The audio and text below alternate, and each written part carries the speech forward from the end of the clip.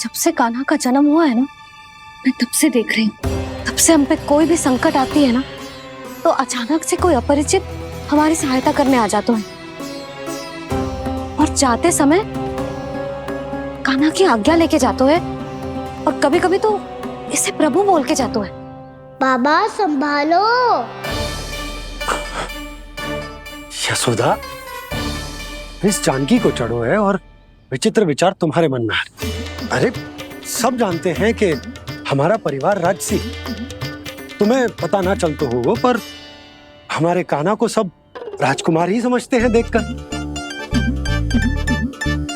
इसीलिए उसे सम्मान देने के लिए सब ऐसा ही करते हैं, और कोई बात ना है।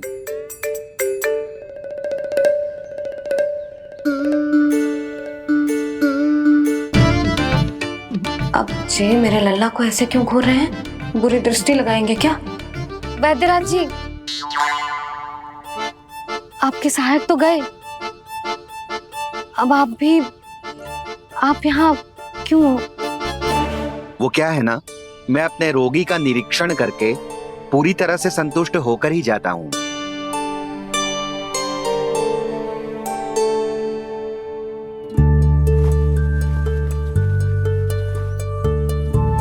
हाँ, संकेत तो अच्छे हैं, कल सुबह तक बिल्कुल ठीक हो जाएगी।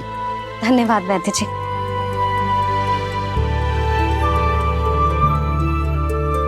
बस तो फिर हम कल पकड़न पकड़ाई खेलेंगे जानकी।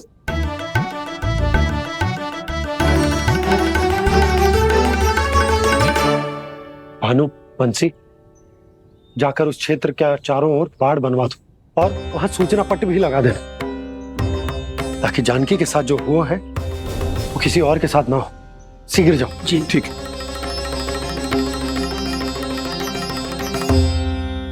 बाड़ और सूचना पट लगवाने से समस्या का समाधान नहीं होगा बाबा। निर्दोष पशु सूचना पट देखकर भी कुछ समझ नहीं पाएंगे।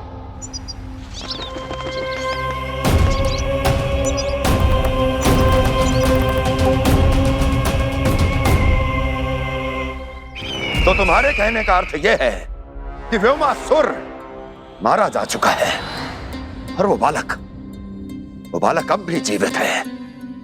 हाँ महाराज, मैंने गोप बालकों को कहते सुना था कि कृष्ण ने छलिया को मोक्ष दे दिया है, पर वृंदावन सुरक्षित नहीं है महाराज। वो एक बहुत बड़ी समस्या से जूझ रहे हैं।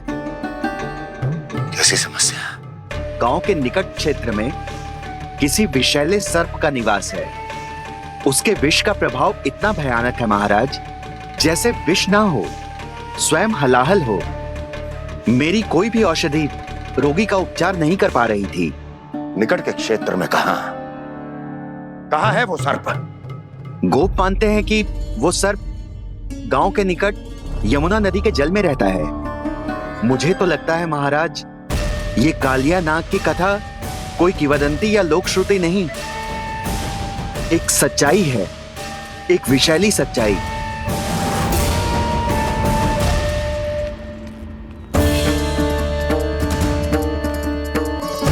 कालिया का सामना करने का समय आ गया है, पर उससे पहले मुझे बुलाना होगा उन्हें।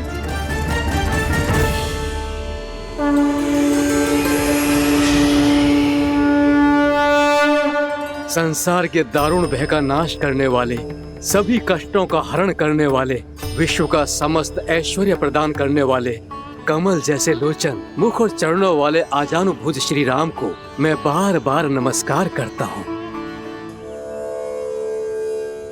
आपदामपहर्तारं दातारं सर्व संपदा, लोकाभिरामं श्री रामं भूयो भूयो नमाम्यहम्। कागभूसोंडी कागभूसोंडी कागभूसोंडी। प्रभु क्षमा करें, मुझे जाना होगा।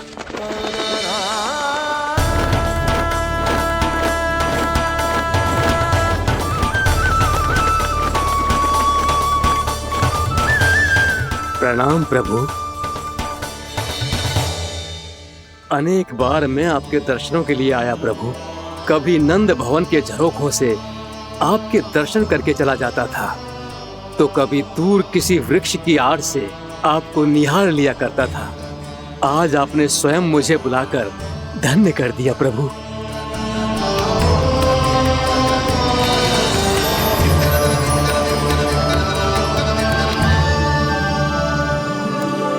मैंने आपको यहाँ एक विशेष कारण से बुलाया है। आपके श्राप से इस कालिया नाग को मुक्त करने का समय आ गया है। ये तो बहुत ही उत्तम समाचार है प्रभु। इतने वर्ष बीत गए, मुझे आज भी स्मरण है वो दिन जब मैंने उन्हें श्राप दिया था। अपने क्रोध पर नियंत्रण खोकर बहुत बड़ी भूल कर दी थी मैंने प्रभु। बीती हुई घटनाओं पर दुखी होके कोई लाभ नहीं है। हमें भविष्य की ओर देखना होगा।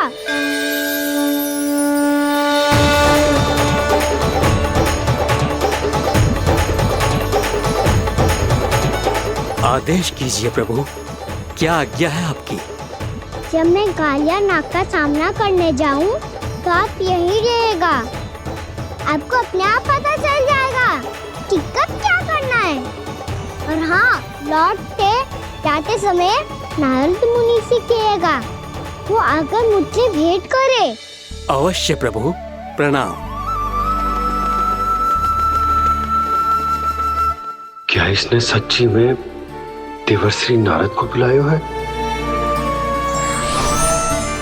नारायण नारायण, आपको संदेश भेजने की आवश्यकता नहीं थी।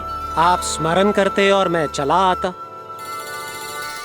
तुम्हारा कल्याण हो नारद।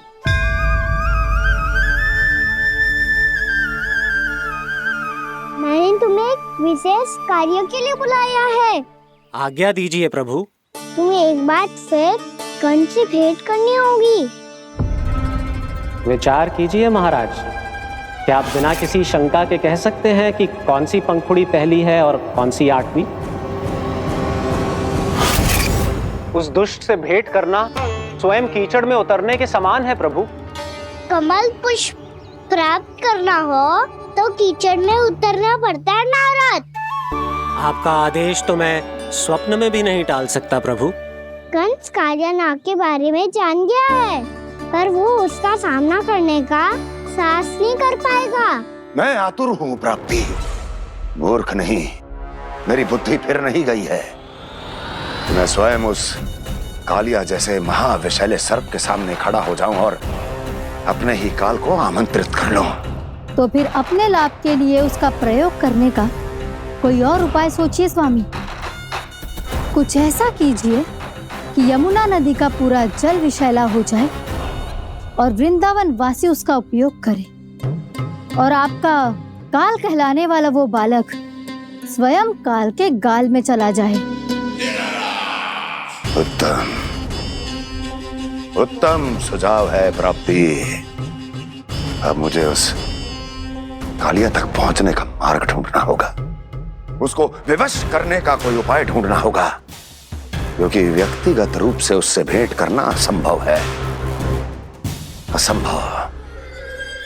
आप सही कह रहे हैं प्रभु। कंस में उतना सामर्थ्य नहीं कि वो कालिया नाग का सामना स्वयं कर सके।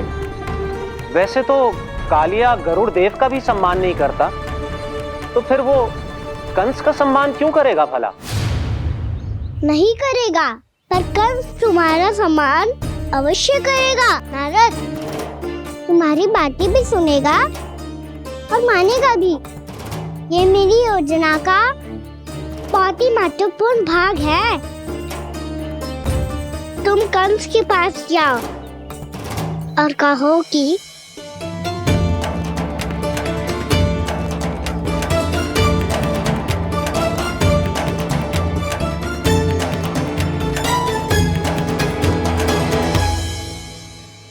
संतान अपने माता पिता को तीर्थ का सौभाग्य दिलाती, और मेरा लल्ला कितना महान कि उसने हमारे घर को ही तीर्थ बना दिया।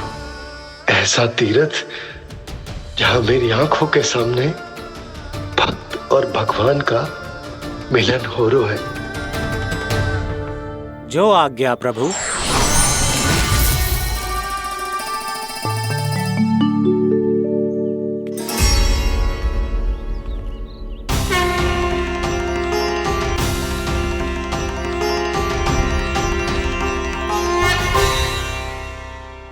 बाबा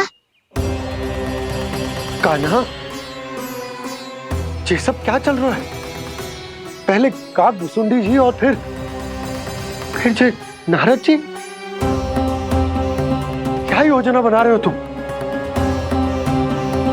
कान्हा, बता ना लल्ला, क्या सोच रहे तू? कान्हा देख, अगर तुझे अपने बाबा को ना बताना हो ना, तो अपने भक्त को बता दे। क्या सोच रहे हो लल्ला? क्या करने वाले हो आप?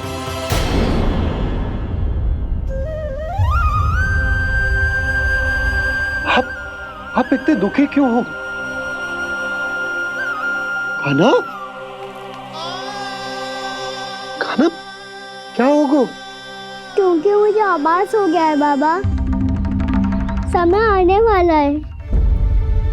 कौन सा समय आने वाला है लल्ला? इसीलिए सब कुछ बदलने वाला है। भैया को मेरा सत्य पता चल जाएगा बाबा।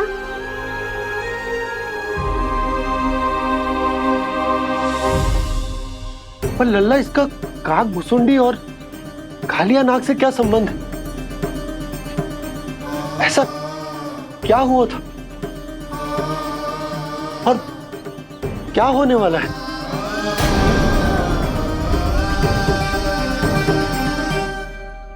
जो होने वाला है बाबा, उसका संबंध उससे है जो सैकड़ों वर्ष पहले हुआ था।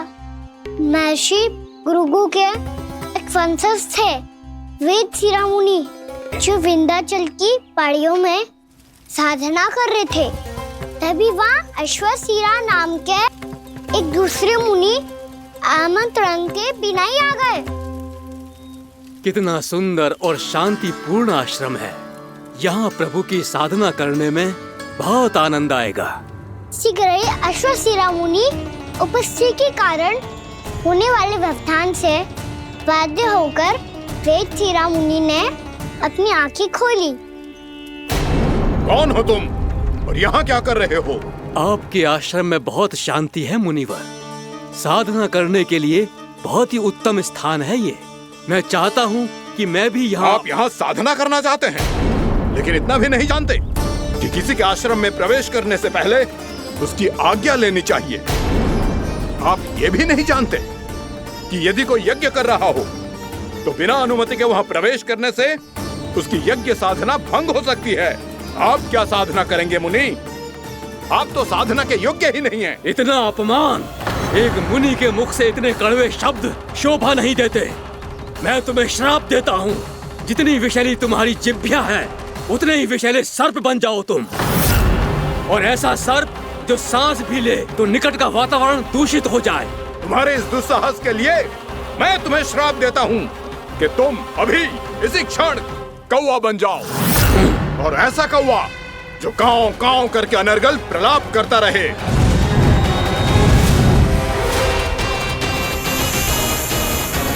ये मैंने क्या किया? ये मैंने क्या किया? क्रोध के कारण दोनों ने एक दूसरे को श्राप दे दिया। पर दोनों ही मेरे भक्त थे, और भगवान होकर मैं अपने भक्तों को इतनी कठिनाई में कैसे देख सकता था। इसीलिए जिस संकट में उन दोनों ने अपने आप को फंसा लिया था, उसका समाधान करने में मैं उनके पास गया। देखिए ना प्रभु, ये क्या हो गया हमसे? हमारी रक्षा कीजिए प्रभु, मार्ग दिखाइए हमें। क्रोध पर नियंत्रण ना होने के कारण आप दोनों ने एक दूसरे को बहुत ही भीषण संकट में डाल दिया है। अब दोनों ही तपस्वी, तप के बल से दिए गए आपके श्राप को लौटाना भी संभव नहीं है। प्रभु, कोई तो उपाय होगा, हम आपके शरण में हैं प्रभु। अपराध तो हमसे हुआ है प्रभु, पर अब आपसे ही आशा है। कुछ ऐसा कीजिए भक्त वत्सल, जिससे हम दोनों के श्राप का प्रभाव कुछ कम हो जाए। आप दोनों ही मेरे भक्त हैं, इसलिए आपकी पीड़ा का निवारण करने का एक उपाय है मेरे पास। वेद शिरोमणि, जब आप कालिया नाग बनेंगे तो आपको मेरे चरणों को अपने शीश पर धारण करने का सौभाग्य मिलेगा। और अश्र शिरोमुनि, आप काग योनि होने के बाद भी आप श्रेष्ठतम ज्ञान और सर्वाधिक यौगिक सिद्धियों के स्वामी होंगे और प्रवचन दिया करेंगे।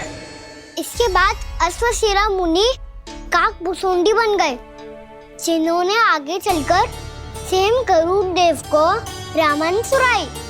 और मुनि वेदशिरा, महर्षि कश्यप और देवी कत्रियों के पुत्र कालियानाग बनकर जल में, और अब वही कालियानाग जमराज में, जिनके कारण जानकी के प्राण लगभग चले ही गए थे। अब कालियानाग को उचित स्थान पर भेजने का समय आ गया है बाबा। पर ये तो अच्छी बात है कान्हा, वेदशिरा मुनि को दिया हुआ तुम्हारा वचन भी पूरा हो जाएगा, जमुना जी की शुद्धि भी हो जाएगी। इस सब के बाद भी तुम दुखी क्यों हो?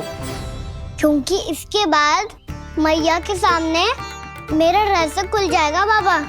उन्हें पता चल जाएगा कि उनका बालक कोई साधारण बालक ना है। भविष्य में जो होने वाला है उसे सबके सामने घटने से रोकना मेरे लिए भी संभव ना होगा।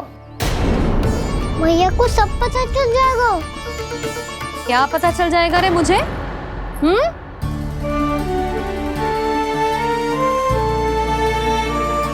यही कि सबसे अधिक प्रेम मैं आपसे ही करता हूँ।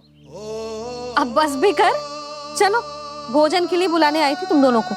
भूखा थोड़े ना रहने दूंगी अपने लल्ला को, मेरा लल्ला दुर्बल हो जाएगा ना। आप खिलाओगे तो ही खाऊंगा। हाँ ठीक है, मैं ही खिलाऊंगी। अब चल, आओ जी चल।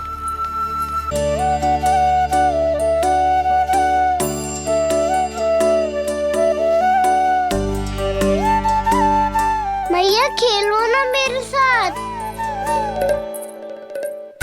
मैया सुनो ना, मेरी बात ना मानोगी? अभी बहुत कार्य पड़े लल्ला, देख जानकी को औषधि भी देने जानो है ना। औषधि मैं दे दूंगा, फिर तो खेलोगी ना आप मेरे साथ? पिछले कुछ दिनों से अपनी मैया का अधिक से अधिक प्रेम पाने का प्रयास करो है कान्हा। इसका तो एक ही अर्थ हो सकता कि कछु बहुत बड़ो होने वालों है। कान्हा रुक जा लल्ला। कान्हा क्यों तंग कर रहा है? मैया को पहन लेना। कान्हा, कान्हा, ये क्या करो तूने?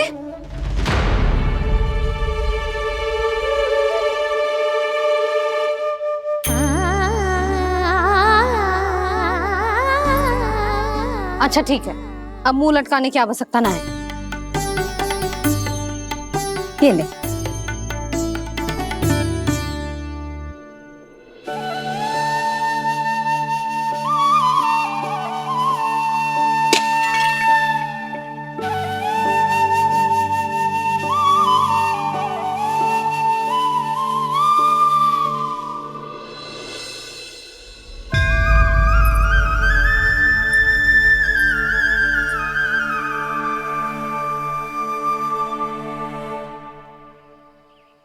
तंग करे मैया को खिजाए, खेले रूठे मनाए,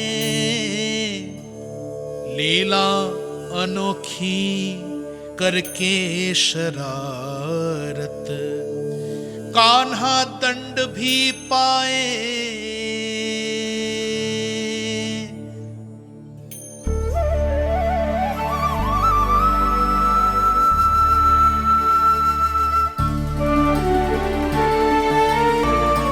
रूठना मनाना, खेलना खिलाना, पहले शरारत करके क्रोध दिलाना और फिर क्षमा मांग लेना, ये सब जानबूझकर कर रहे है कान्हा। जैसे जीवन भर के लिए अपनी मैया की ममता को अपने हृदय में समेट कर रखना चाहते हो। कैसे कैसे करूं उस कालिया से मित्रता, कैसे करूं उसका उपयोग?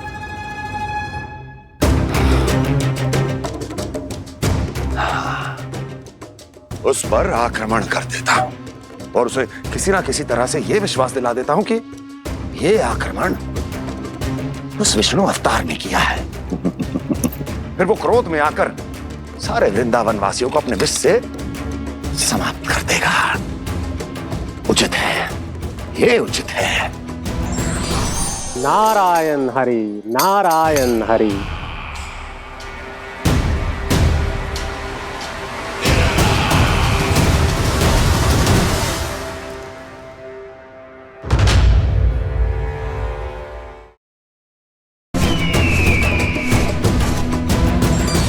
नारायण हरि, नारायण हरि।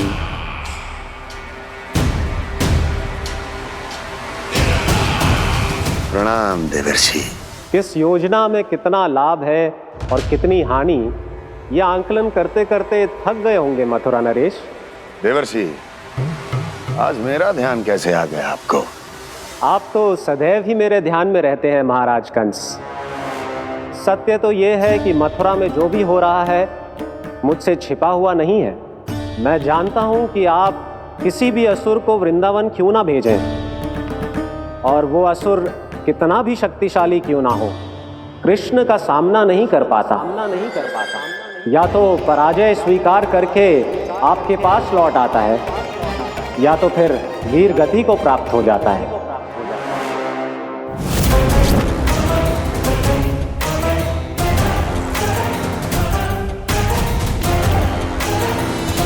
वाह, मुझे मेरी असफलताएं स्मरण कराने आए हैं, मेरे घाव को खुरेदने आए हैं, उन पे नमक छिड़कने आए हैं। मित्र को शत्रु समझने की भूल मत कीजिए महाराज कंस। मैं तो आपकी सहायता करने आया हूं। हाँ, और मेरी सहायता। कृष्ण विष्णु अवतार है, आप विष्णु के भक्त हैं। मैं हूं विष्णु द्रोही, फिर भी तो आपके आराध्य को हानि पहुंचाना चाहता है, उसकी सहायता करना चाहते हैं आप। क्या आप निश्चित रूप से कह सकते हैं कि आप ब्रह्मांड के सभी नियमों को अच्छी तरह समझते हैं? अवश्य। आपके लिए बस इतना ही जानना पर्याप्त होगा कि मैं जो कुछ भी कर रहा हूं उसके लिए मेरे व्यक्तिगत कारण हैं। मैं तो बस आपके हित में पिछली बार की तरह एक सुझाव लेके आया था, पर यदि आप मेरा सुझाव सुनना भी नहीं चाहते तो आपकी इच्छा। नारायण हरि, नारायण हरि। कारण चाहे जो हो, इनके पिछले सुझाव के कारण ही आज मेरे शत्रुओं की संख्या कम है। अन्यथा मैं देवकी के अन्य पुत्रों को भी जीवित छोड़ देता, और आज वो सब अपने भाई के साथ मिलकर उसकी शक्ति को अनेक गुणा बढ़ा देते। ठहरिए देवऋषि।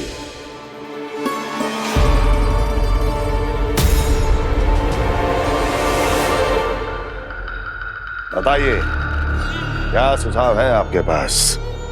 मेरे सुझाव का नाम है कालिया नाग।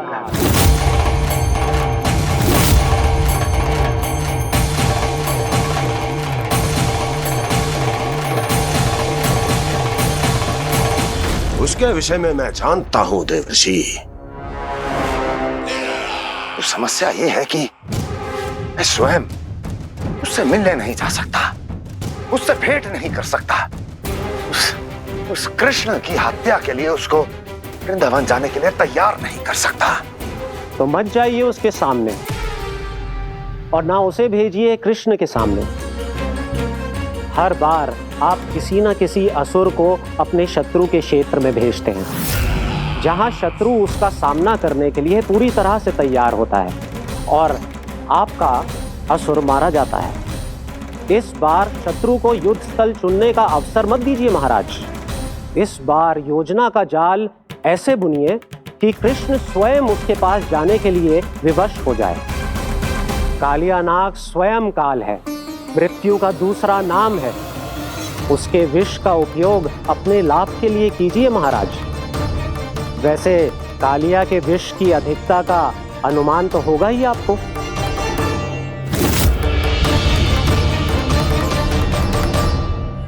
एक बार जो उसके क्षेत्र में पहुंच गया, फिर उसके विष से बचना असंभव है। उचित सुझाव है देवर्षि, उचित सुझाव है।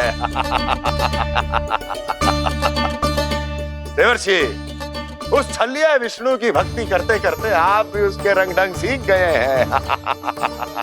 उचित है। उचित है।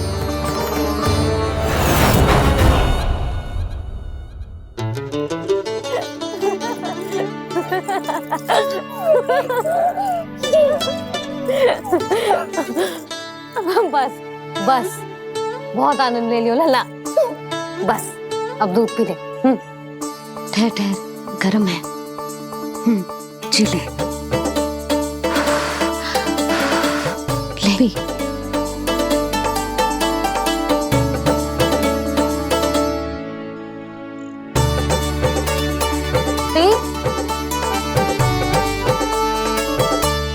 मैं ना होती तो ना जाने क्या हो तो तेरा। अपने आप दूध भी ना पी सकते है, भावला कहीं का।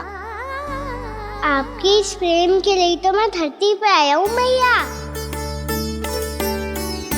मैं भी यही सोच रहा हूँ यशोदा कि तुम ना होती तो मेरा क्या होता। इसी बात पे थोड़ा दूध और कजू खाने को दे दो। अरे मैं तो भूल ही गई। तनिक ठहर जाओ जी, दूध पी लेना तो आपके लिए भी कछु ले आती।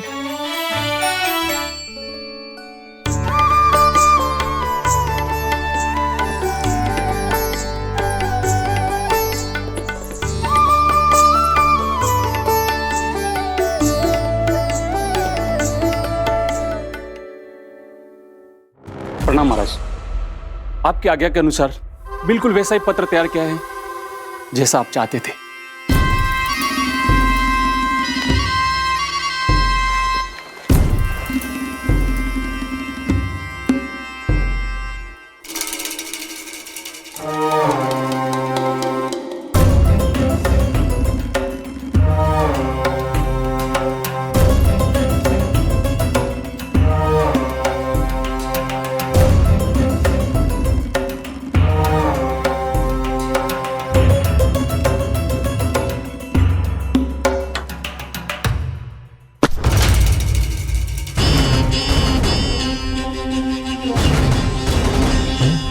कृष्ण जन्म से लेकर आज तक ये मेरी सबसे महत्वपूर्ण योजना है। इसका सफल होना निश्चित है दूत, किंतु केवल वही करना जैसा मैंने कहा है। जाओ।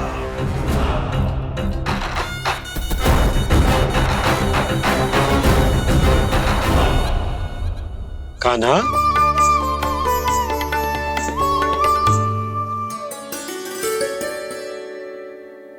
क्या होगा?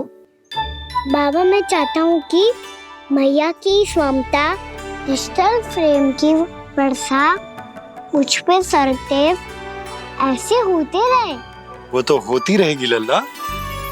अपने लल्ला के लिए किसी मैया का प्रेम कभी कम हो सकता है भला? नंदराज, वो मथुरा से एक दूत आयो है महाराज कंस का राजपत्र लेके।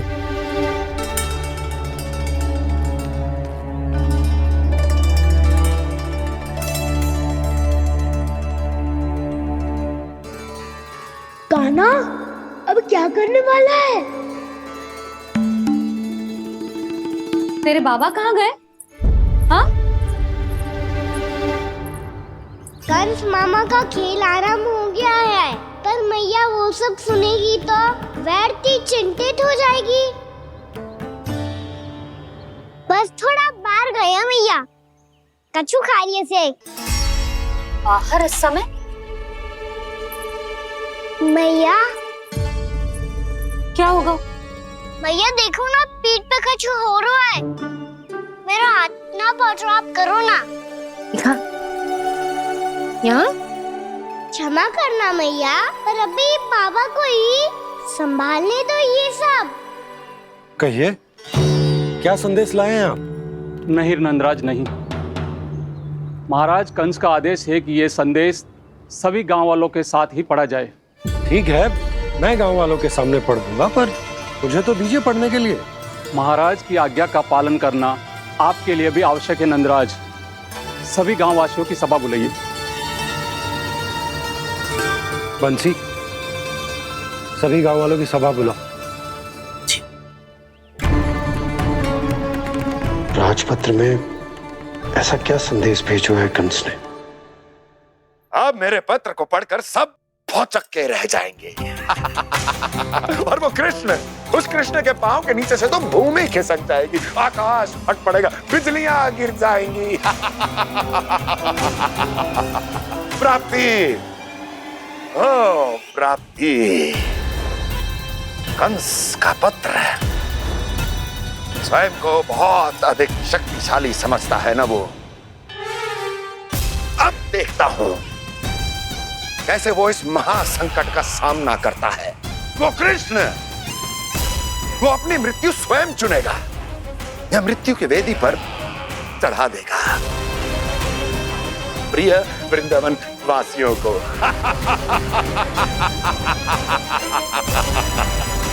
अब आएगा आनंद प्राप्ति, अब आएगा आनंद।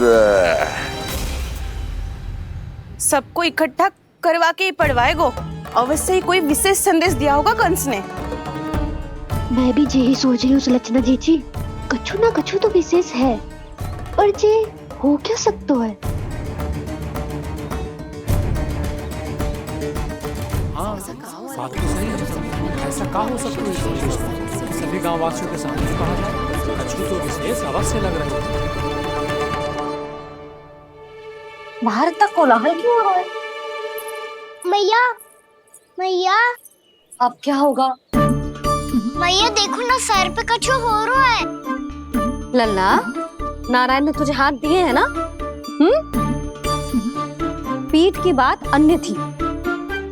अपने सिर की सेवा स्वयं कर। सर पे तो हाथ पहुंच रहा है ना?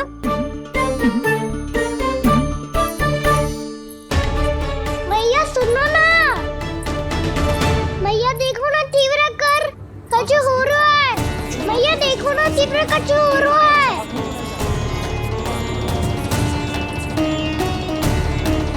सब लोग आ चुके हैं, अपना संदेश सुनाइए आप। गोपराज नंद और सभी वृंदावन वासियों को सूचित किया जाता है कि मथुरा अधिपति और आप सभी के महाराज कंस ने कल सुबह भव्य पूजा का आयोजन किया है। इसके लिए राज्य को वृंदावन के क्षेत्र के निकट यमुना नदी के मध्य में खिलने वाले 1 कोटि कमल के पुष्पों की आवश्यकता है। इसीलिए आप सभी को यह आदेश दिया जाता है कि ये सभी कमल के पुष्प प्रथम पहर से पहले राजसभा में पहुंचा दिए जाए। इतने सारे वो भी प्रथम पहर से पहले कैसे हो सकते हैं? यदि आप ऐसा करने में असफल रहे तो इसे राज आज्ञा का उल्लंघन माना जाएगा और राजद्रोह के आरोप में आप सभी को कड़े से कड़ा दंड दिया जाएगा। स्मरण रहे, यदि कल की पूजा में इन 1 कोटि कमल के पुष्पों का ना पहुंचने के कारण कोई व्यवधान आया तो समस्त वृंदावन वासियों को दोषी माना जाएगा और पूरे गांव को निवासियों सहित धूल में मिला दिया जाएगा। कल प्रथम पहर तक का ही समय है आप सबके पास।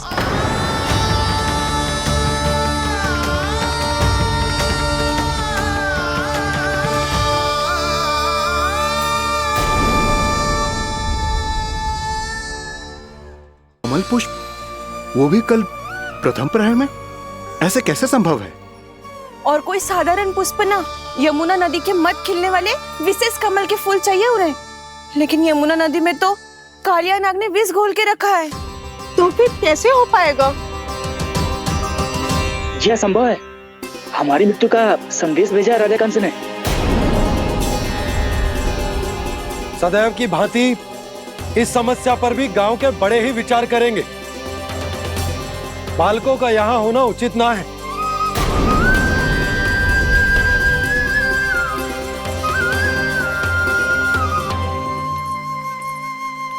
लल्ला, ले जे गेंद ले, जा अपने सखाओं के साथ खेल। सुबह उज्जवल, मधुमंगल वसंता, देखो मैया ने क्या दिया है। चलो खेलें, बहुत आनंद आएगा आज।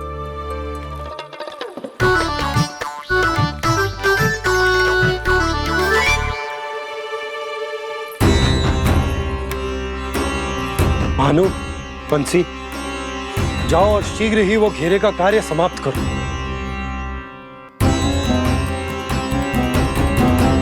पर कछु ना कछु तो करना पड़ेगा ना। पर हम कर ही क्या सकते हैं? पुष्प लाने को और कोई उपाय है भी तो ना। मैं चला जाऊंगा जमुना जी में। वैसे भी मेरे जीवन के कितने दिन शेष बचे हैं। गांव के लिए, समाज के लिए कुछ करके मरूं, तभी तो शांति मिलेगी। ना काका, यदि आप उस विषैले जल में छलांग लगा भी दोगे, किंतु 1 कोटि कमल पुष्प एकत्रित कर पाना आपके लिए संभव ना है। इससे अच्छा है कि मैं चला जाऊं। यदि मैं मर भी गया तो मेरे पीछे रोने वाला कोई ना है। किसी को कहीं जाने की आवश्यकता ना है। गोप नरेश होने के नाते ये मेरा कर्तव्य है कि मैं आप सबकी रक्षा करूं। नंदराज, आपको जाना है तो जाओ। हरिया, काका, भैया सब चले जाओ। लेकिन आपको पता है वहाँ का जल कितना विषैला है।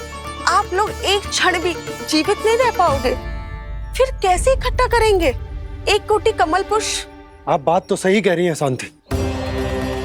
उस दुष्ट कंस ने ऐसी मांग रख के हम सबको फंसा दिया। हम में से कोई भी क्यों ना चला जाए और इस संकट का समाधान ना निकले को। कान्हा, बताना कौन सा खेल खेलें? गेंद पकड़ खेलते हैं। पर एक बात सुन लो सब, कोई भी तीव्र गति से ना फेंको गेंद को। भैया ने फ्रेम बनाई है मेरे लिए। सब तैयार हो?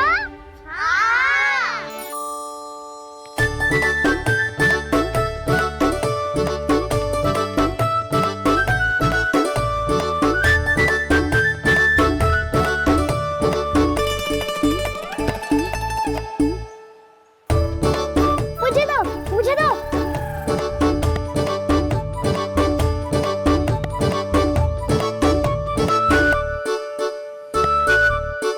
मुझे दो, मुझे दो।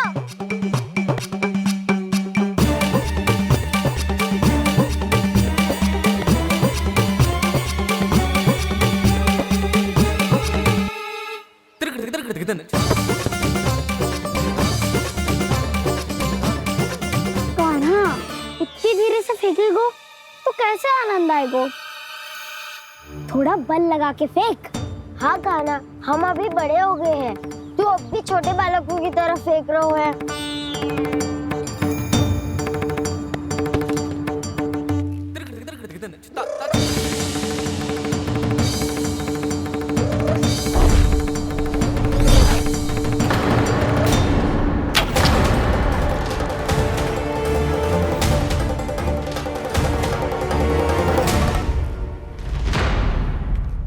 दीदी जी क्या करो कान्हा?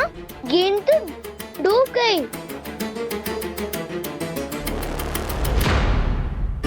अच्छा, तो ये सब इसकी योजना का भाग था ताकि ये कालिया का सामना कर पाए।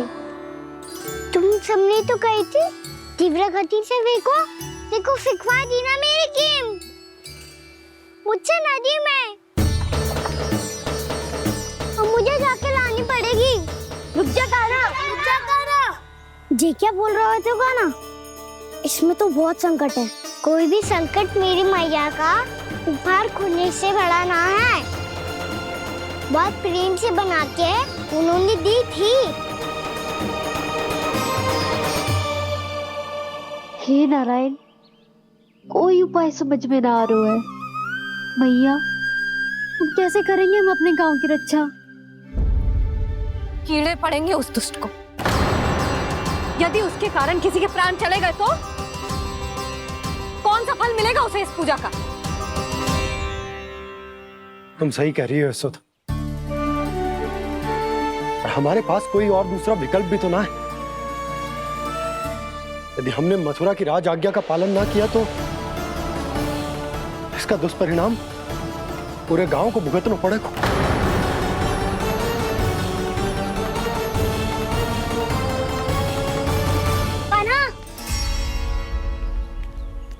तुम्हें पता है कि तू भगवान है, दिव्य है, बहुत शक्ति है तुझमें। पर फिर भी हम तुझे विषैले जल में ना जाने दे सकते। कुछ होगा तो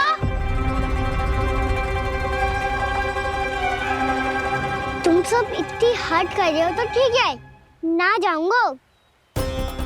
गेंद कहाँ गिरी है, कितनी दूर गई है, ये तो देख लूं, ताकि उसे बाहर निकालने का कोई उपाय ढूंढता हूँ।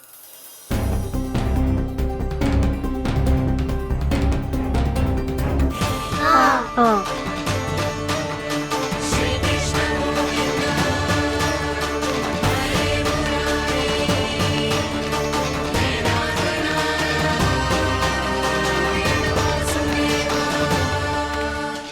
कान्हा की ये लीला तो समझ ही नहीं आ रही। पहले इसने देवश्री नारद को मथुरा जाकर कंस को भड़काने के लिए कहा, फिर स्वयं ही दुखी भी हो गया कि अब इसका रहस्य सबके सामने खुल जाएगा। और अभी स्वयं ही तो इसने कहा था कि गेंद बहुत महत्वपूर्ण है, फिर स्वयं ही उसे नदी के विषैले जल में फेंक दिया।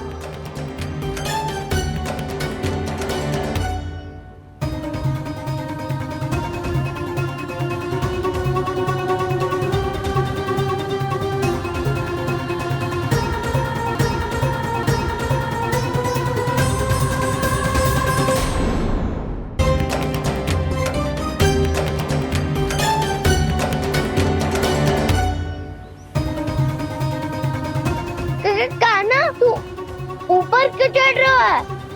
अरे ऊंचाई से देखूंगा तभी तो गेंद दिखेगी।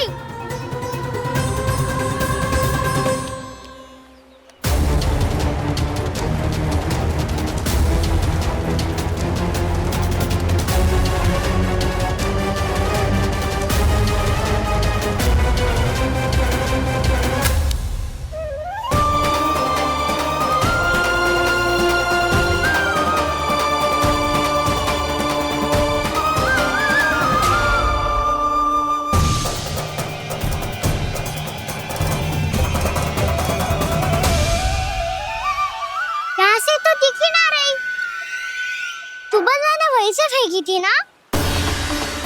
ना वहाँ से फेंकी थी। कहाँ से? देखा ना वहाँ से। समझ ना आ रहा, ठीक ठीक बताना कहाँ से फेंकी थी?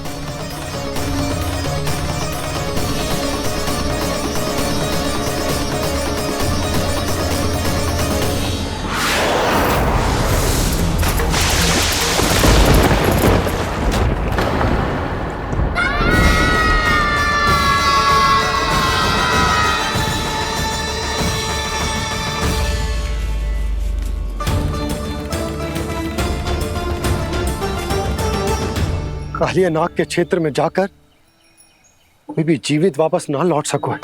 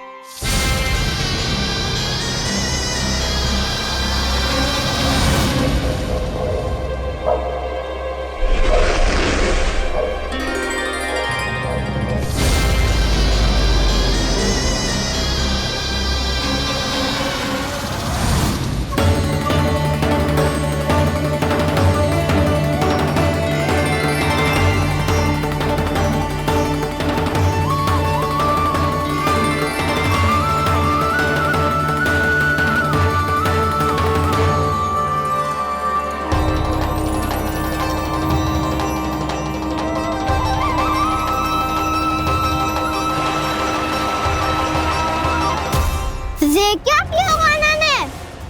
कालिया नाग तो उसे देखते ही निकल जाएगा।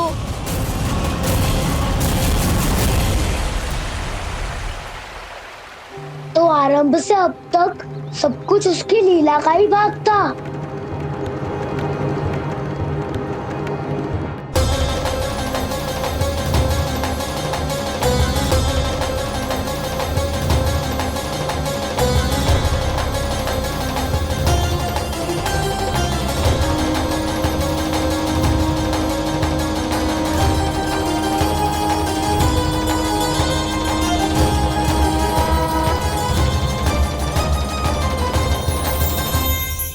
इतना सुंदर रूप, मन मोहने वाली मुस्कान, अद्भुत तेज और भगवान जैसी दिव्यता।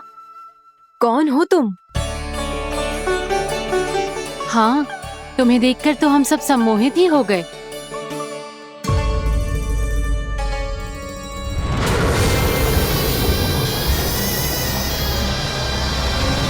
तुम जो भी हो बालक, वापस लौट जाओ।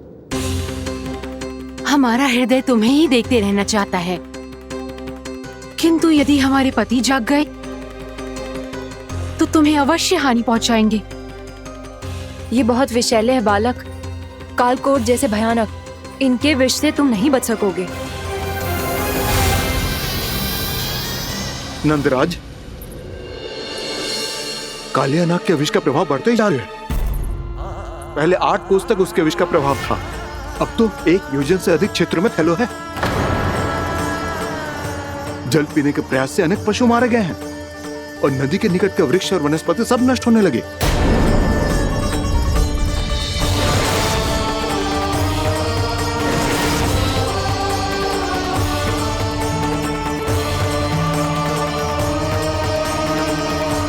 इनके विष की तीव्रता इतनी अधिक है बालक कि इनके संपर्क में आने वाले को तड़पने का भी अवसर नहीं मिलता।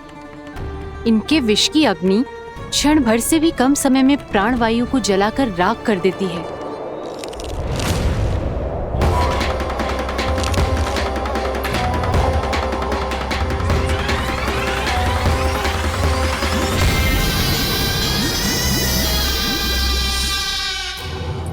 तब तो समस्या और भी गंभीर हो जाएगी।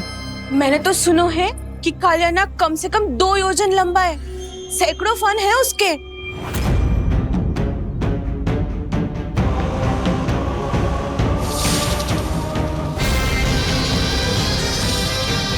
इसका अर्थ तो ये है कि हम दोनों ओर से फंस गए। एक और कंस को 1 कोटि कमल पुष्प देने जो कि कालिया नाग के क्षेत्र में पड़ते हैं, और दूसरी ओर उस कालिया नाग का विष यमुना जी के क्षेत्र में बढ़ता ही जा रहा। इसके कारण हम ही नहीं, निर्दोष पशु पक्षी भी संकट में। इन दोनों समस्याओं का एक ही समाधान है, उस कालिया नाग का सामना करना। और ये ना समझ आ रहा कि हम ये करेंगे कैसे, क्योंकि ये बात साधारण मनुष्य के बस की ना है। हमारे लिए ये असंभव है।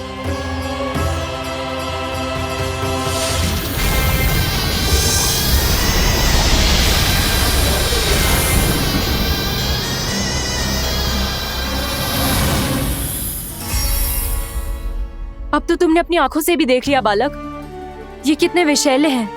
नींद में भी विष उगलते हैं। इससे पहले कि तुम्हें कुछ हो जाए, चले जाओ यहाँ से, मान लो हमारी बात। आप सब मुझे जानती भी नहीं और फिर भी मेरी इतनी चिंता कर रही हैं आप। माँ की ममता भेदभाव नहीं जानती। तुम भी किसी के पुत्र हो और हम सब भी माँ हैं। एक माँ को हर बालक में अपनी ही संतान दिखाई देती है, इसलिए हम तुमसे विनती करते हैं, वापस चले जाओ, बचा लो अपने प्राण। मेरी चिंता मत कीजिए, मुझे कुछ नहीं होगा। होगा, अनर्थ होगा यदि ये उठ गए तो।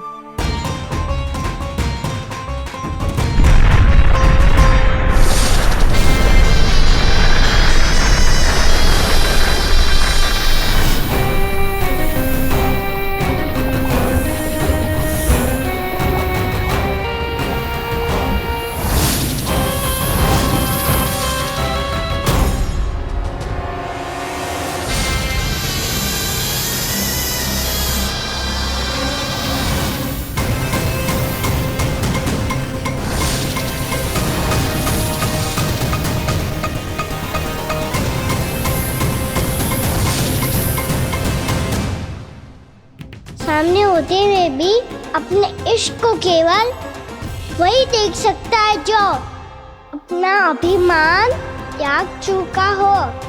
पर पूर्व जन्म में मेरा भक्त होने के नाते मेरा सत्य स्वरूप देख पाने में मुझे इसकी सहायता करनी चाहिए।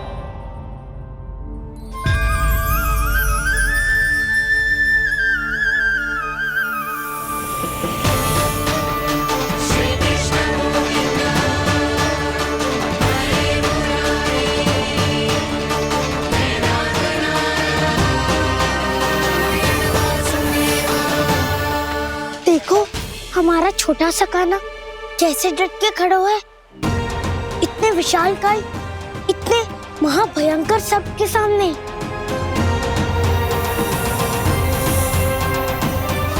ये कोई भगवान नहीं है जो इसके सामने हाथ जोड़ रही हो तुम सब।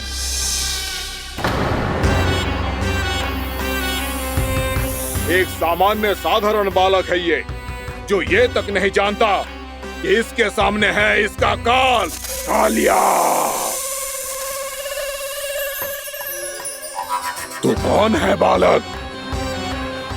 मेरे इतने निकट आकर भी तू जीवित कैसे है? मेरी नहीं, अपनी चिंता करो कालिया। बहुत मनमानी कर ली तुमने। अब बस मैं तुम्हें रोकना हूँ। अब बस मैं तुम्हें रोकना हूँ। मैं तुम्हें रोकना हूँ।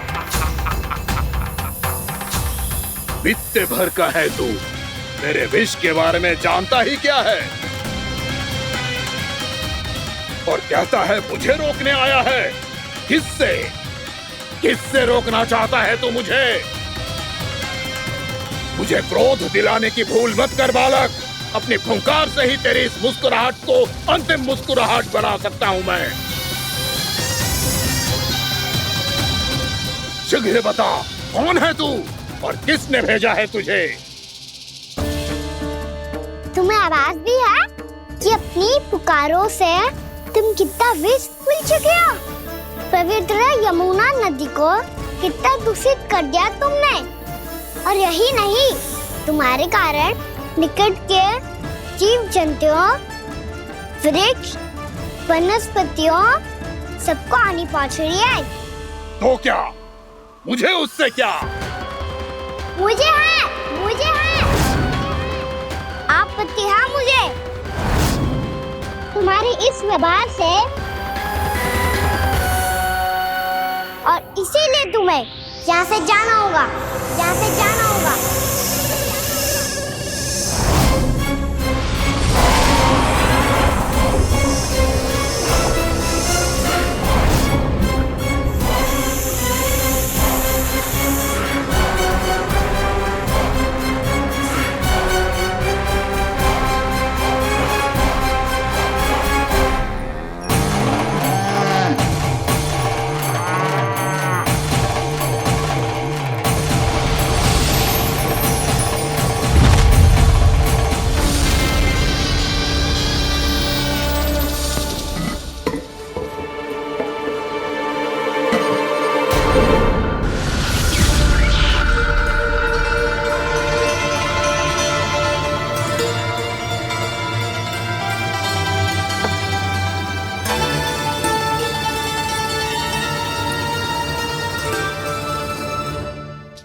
मुझे आदेश देने का साहस भी कैसे किया तूने? इस क्षेत्र को मैंने अपना राज्य बनाया है। मेरा परिवार रहता है यहाँ, और तू मुझे यहाँ से जाने के लिए कह रहा है? हाँ, क्योंकि तुम्हारे यहाँ रहने के कारण अन्य जीवों को हानि हो रही है, और मैं ऐसा नहीं होने दे सकता। मैं तो बस वही कर रहा हूँ जो एक सर्प का स्वभाव है। विष फैलाना स्वाभाविक है मेरे लिए। इसलिए मुझे चुनौती मत दे बालक। चुनौती तो मैं दे चुका हूँ कालिया। अब तो बस तुम्हें स्वीकार करनी है।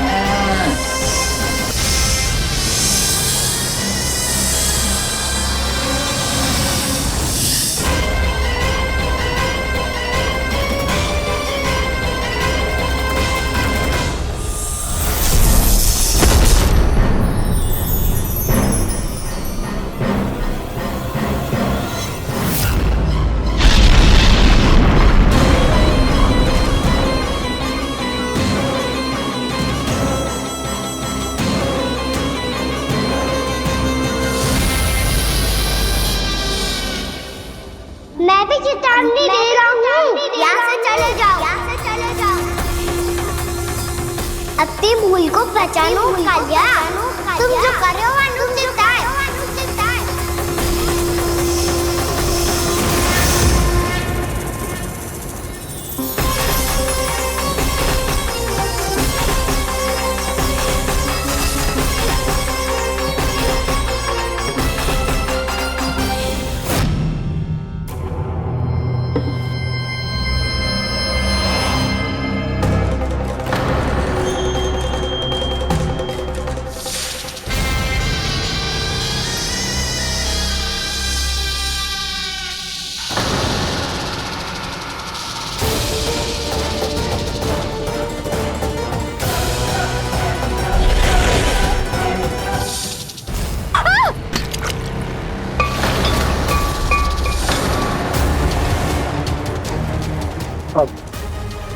मैं आता हूँ। क्या हो गया सुधा? मुझे आवाज हो रहा है जी, कछु ना कछु गड़बड़ है। यशोदा, जो समस्या हमारे सामने है, हम सभी उसका समाधान खोजने में जुटे। तुम विश्वास करो, मैं कोई ना कोई समाधान अवश्य ढूंढ लूंगा। हम कैसे भी करके वो कमल के पुष्प उस कंस तक पहुंचा देंगे। नाना, समस्या उससे कहीं अधिक है, उससे कहीं अधिक बड़ी, उससे कहीं अधिक भयानक है।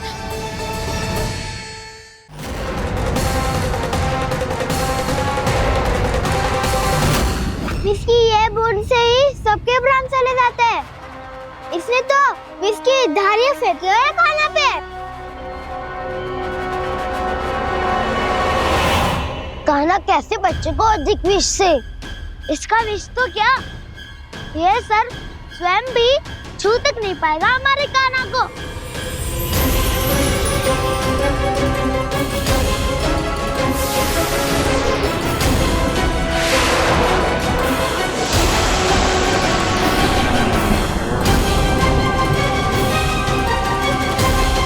तुम्हारे सखा को, मेरे भाई को कोई हानि नहीं पहुंचा पाएगा। ये कान्हा का सत्य चाहे जो हो बलराम, पर अभी तो जो एक बालक ही है ना।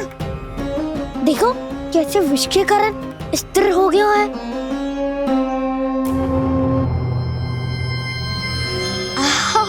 हाउ सर्फ ने कितनी आसानी से अपनी पूंछ से बांध लिया है। मुझे यहाँ से भगाना चाहता था ना तू? अब मैं तुझे दिखाऊंगा अपना सामर्थ्य। ये मूर्ख किसे बांधना चाहता है अपनी पूंछ में? उन्हें जिनका विस्तार सारे ब्रह्मांड में है, या उन्हें जो स्वयं अनंत है? पर देवराज, प्रभु ऐसा करने ही क्यों दे रहे हैं कालिया को? आप सब भूल रहे हैं देवगण, कालिया पूर्व जन्म में प्रभु का बहुत बड़ा भक्त था। उसी भक्ति का फल मिल रहा है अब इसे। वैसे भी भक्तों के मन का भाव सबल हो तो भगवान तो सहज ही बंध जाते हैं।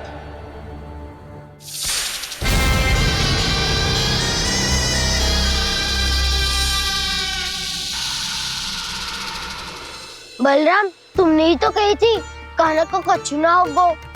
देखो दुष्ट ने चारों ओर से जकड़ लियो है।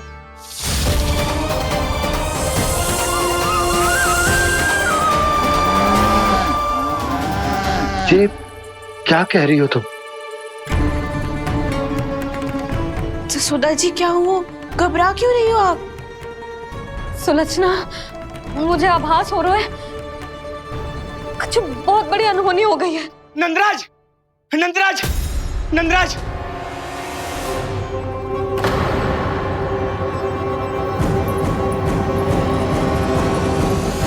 नंदराज, कान्हा ने जमुना नदी में छलांग लगा दी है। कान्हा ने जमुना नदी में छलांग लगा दी है। कान्हा ने जमुना नदी में छलांग लगा दी है। कान्हा जमुना में कूद गया है।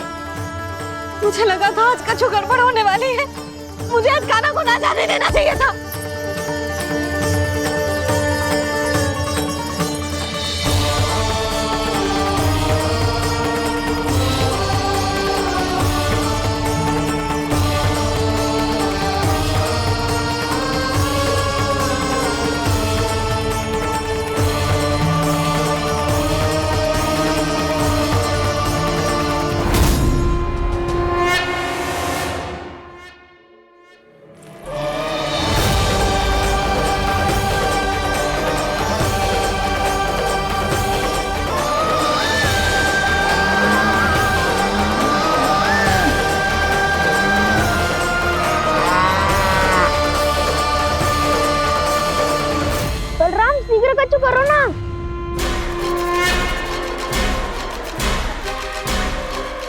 कुछ भी करो पर कान्हा को बचाओ। नाग बहुत भयंकर है, कान्हा अकेले ना संभाल पाएगा इसे।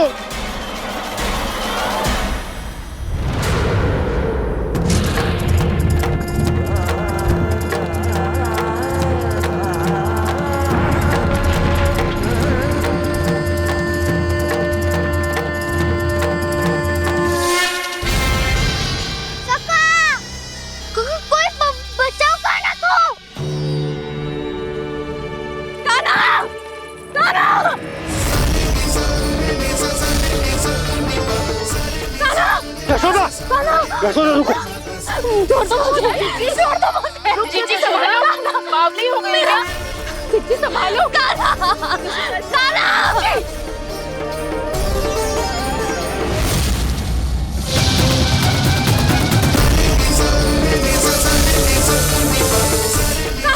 यशोदा, यशोदा रुको। छोड़ दो मुझे, छोड़ दो मुझे। जीजी संभालो, बावली हो गई क्या? जीजी संभालो। कान्हा, कान्हा। देखो अब कैसे तुम्हारे अस्थियों को तोड़कर छोटे छोटे टुकड़ों में बदल दूंगा मैं।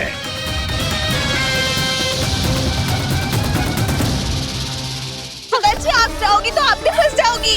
अपने लल्ला के लिए मैं किसी भी संकट का सामना करने के लिए तैयार हूँ। छोड़ो ना यशोदा, हमें कोई और उपाय खोजना पड़ेगा। कोई और उपाय? आप देख ना रही मेरा कान्हा किस दशा में है। कान्हा मैया के वश में नहीं है, नहीं तो ये अपने लल्ला के लिए साक्षात काल का भी सामना कर ले। ये तो केवल कालिया नाग है। हे नागराज, आप मेरे प्राण ले लो पर कान्हा को छोड़ दो।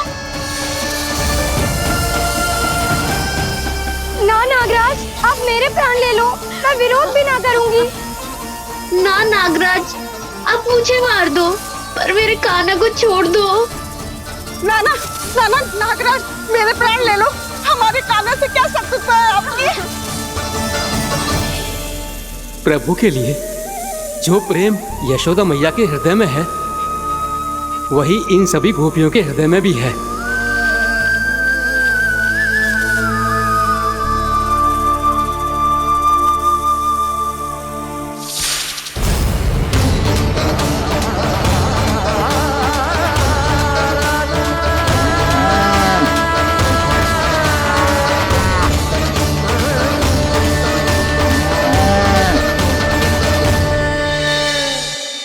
यशोदा, यशोदा, देखो इन गोपियों को, इन गैयाओं को। इन सब के मन में भी तुम्हारी भांति ही ममता भरी हुई। वो सब भी कान्हा से उतना ही प्रेम और स्नेह करती है, उतनी ही ममता से भरी हुई है जितनी कि तुम। तो तुम ही सोचो, जिसके साथ इतनी ममता और इतना स्नेह, इतना प्रेम, उसका कोई क्या कर सकता है? उस कालिया नाग का वेश इस सब आशीर्वादों के सामने कछु न है। कछु करो जी। उसे बोलो वो मेरे प्राण ले ले, मेरे कान्हा को छोड़ दे। यशोदा,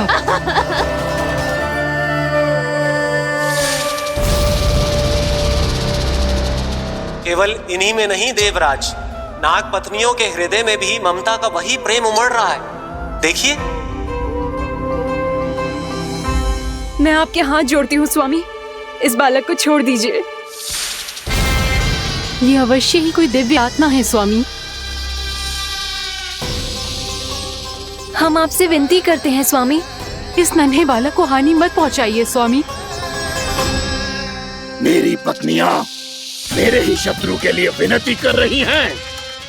अब यदि इसके पक्ष में एक शब्द भी कहा तुम सबने, तो मैं इस बालक से पहले तुम सबके प्राण ले लूंगा। हो रहा प्रसन्न नाग कालिया, विजय को निश्चित जान। रोते बिलखते व्याकुल सब, संकट में देख कान्हा के प्राण।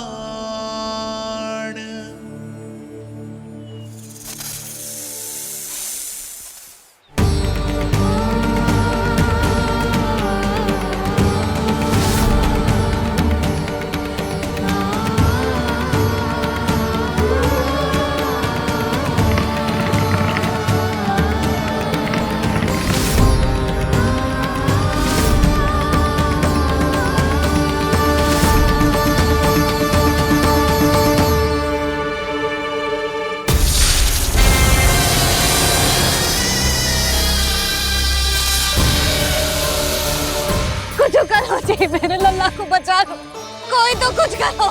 जीजी संभालो जीजी। यशोदा, यशोदा तुम शांत हो जाओ, मैं कान्हा को वापस लेकर आऊंगा, मैं रक्षा करूंगा उसकी। ना नंदराज, नंदराज नहीं, कम से कम आप तो समझो नंदराज, कालिया के पास आप जाओगे तो आप भी फंस जाओगे।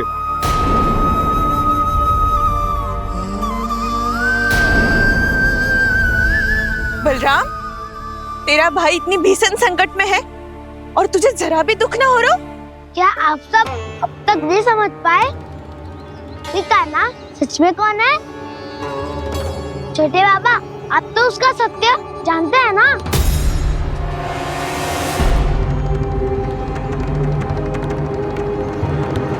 मानता हूँ कि आप सब कान्हा के रहस्य के बारे में नहीं जानते, पर क्या उसके जन्म से आज तक घटी एक से बढ़कर एक विचित्र घटनाओं को भी भूल गए हैं आप सब? भूल गए हैं कि कैसी पूतना जैसी राक्षसी उसका कुछ बिगाड़ नहीं पाई, कैसे तरनावती जैसा भयानक राक्षस उसे एक खरोच भी नहीं दे पाया था।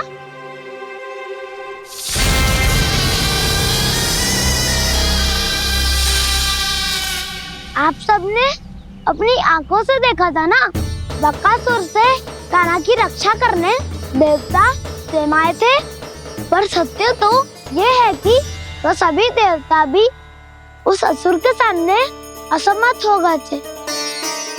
तब कान्हा ने बहुत ही आसानी से उस भयंकर असुर का वध किया था, एक ही बार में धराशायी कर दिया था उसे।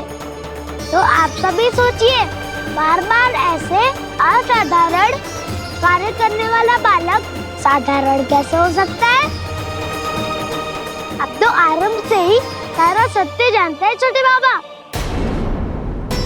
रहस्य छुपाने में सदैव कान्हा की सहायता करते आए हैं आप, और आज आप स्वयं ही उसके सत्य को भूल रहे हैं।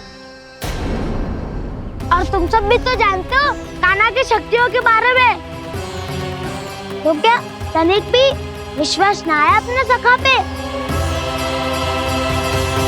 बलराम, तू क्या कह रहे है? मैंने जो कहा उसका एक एक शब्द सत्य है छोटी माँ। यदि प्रभु की इच्छा हुई तभी कुछ ही क्षणों में सब कुछ अपनी आंखों से स्वयं अनुभव कर लेंगे आप।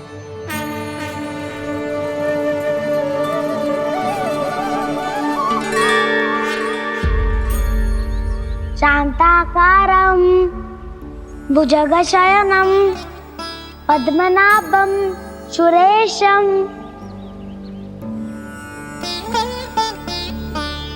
विश्वाधारं गगनसदृशं मेघवर्णं शुभांगं लक्ष्मीकान्तं कमलनयनं योगी वीरध्यानगम्यं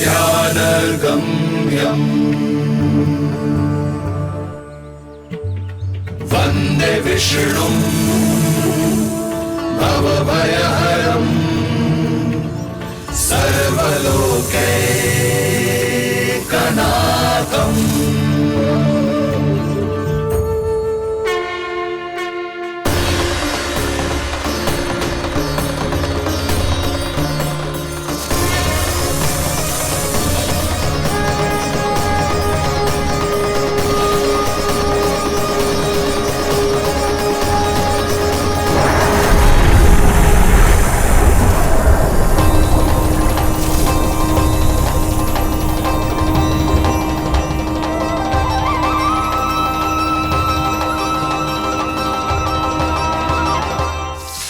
क्या लगता है बालक कि तू मेरी जगत से निकल गया तो अब बच जाएगा तू?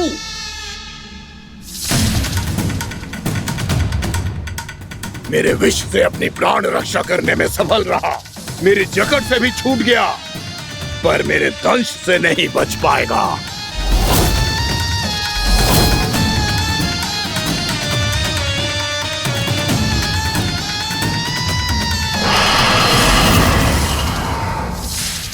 अब भय से भाग रहा है, पर मैं तुझे मृत्यु देकर रहूंगा।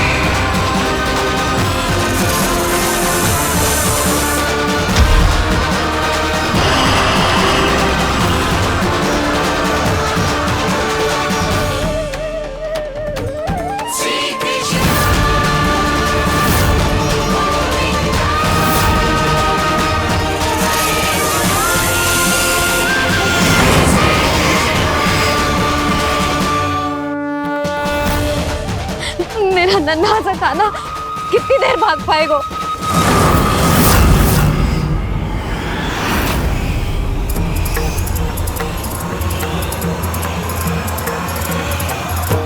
और कितनी प्रतीक्षा करोगे मेरी भक्त कालिया? भक्त नहीं, काल हूं मैं तेरा। जब अहंकार का मुकुट बुद्धि को ढक लेता है तो भक्त अपने भगवान को भी नहीं पहचान पाता। व्यर्थ की पहेली में मत उलझा बालक, ना मैं भक्त हूँ और ना तू भगवान।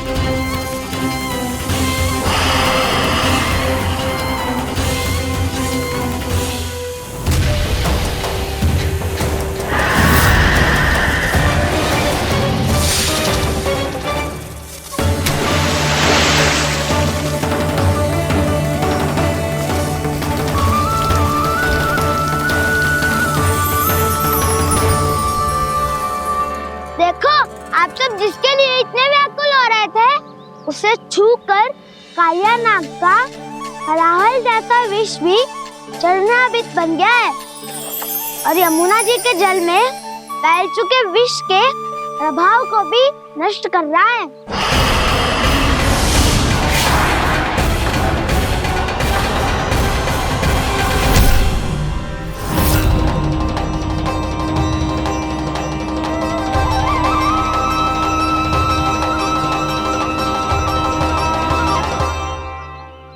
धर्म रक्षक अधर्म विनाशक प्रभु श्री कृष्ण का कौशल सचमुच अद्वितीय है। नारायण नारायण।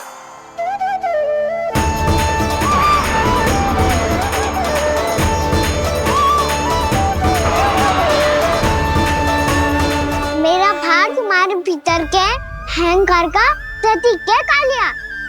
अब तुम्हारा अहंकार, तुम्हारा अनपान मेरे पाँव के नीचे है और तुम्हारी पूंछ अर्थात तुम्हारे प्राण मेरे हाथ में। अब तुम क्या करोगे भक्त?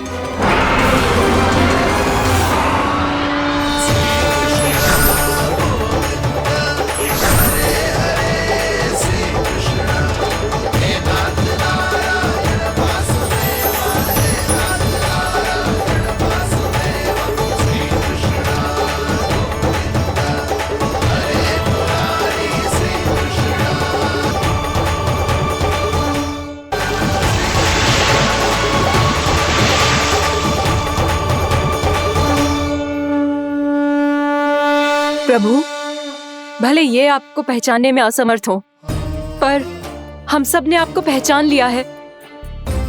हाँ प्रभु, एक भक्त होने के नाते और एक अर्धांगिनी और माँ होने के नाते मैं आपसे इनके प्राणों की भिक्षा मांगती हूँ। अपनी कृपा दिखाइए और इन्हें क्षमा कर दीजिए। आपके लिए मित्र और शत्रु में कोई अंतर नहीं प्रभु। उसी तरह आपकी कृपा और दंड में भी कोई अंतर नहीं। दोनों दया ही तो हैं, अकारण ही किसी को प्राप्त नहीं होती। हमें विश्वास है कि हमारे पति को मिला ये दंड कोई अभिशाप नहीं है, आपका वरदान है।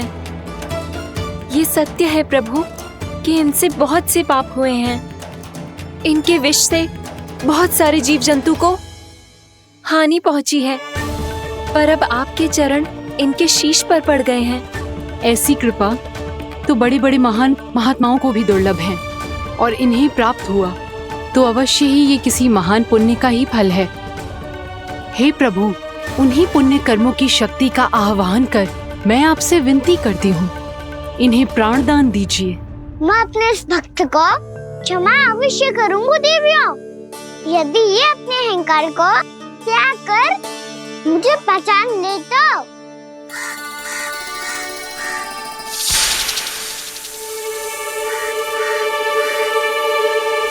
मैं तुम्हें श्राप देता हूँ, जितनी विषैली तुम्हारी जिह्वा है उतने ही विषैले सर्प बन जाओ तुम।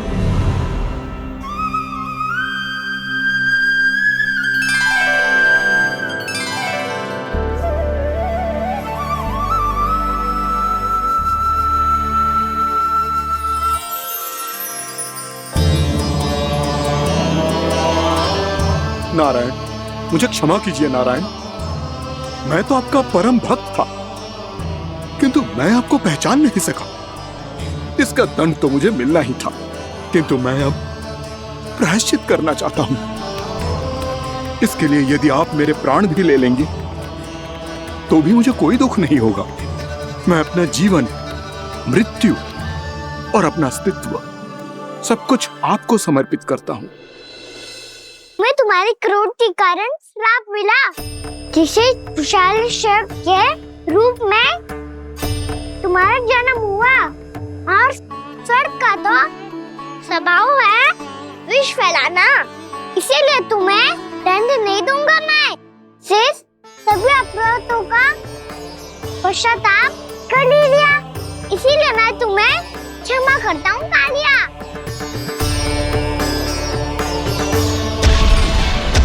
पर तुम्हें यहाँ से दूर समुद्र